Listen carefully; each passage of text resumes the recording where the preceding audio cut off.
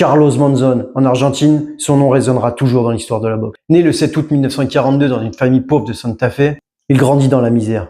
Pour aider les siens, il quitte l'école très jeune et découvre la boxe comme un échappatoire, une chance de s'en sortir.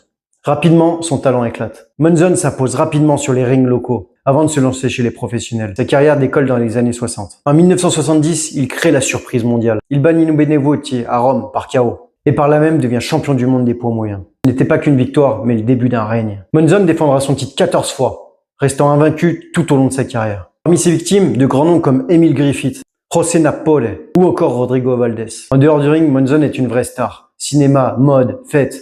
Mais derrière le glamour, sa vie est marquée par les excès. Il peut fumer jusqu'à 100 cigarettes par jour, boire énormément d'alcool et est violent envers ses conjointes. Sa personnalité explosive lui attire de nombreux scandales. Avec un palmarès impressionnant, 100 combats, 87 victoires, 9 défaites, 1 nul et 1 sans décision. Mais l'homme, lui, ne trouvera jamais la paix. Dans les années 80, il est condamné pour le meurtre de sa compagne, Alicia Mignez. Une tragédie qui choque toute l'Argentine. Monzon meurt en 1995, dans un accident de voiture lors d'une permission de sortie. Carlos Monzon reste l'un des plus grands champions de l'histoire des poids moyens. Un roi du ring dont la vie fut marquée par la gloire, mais aussi par les ténèbres. Si t'aimes ce que je fais, dis-le moi en commentaire et abonne-toi.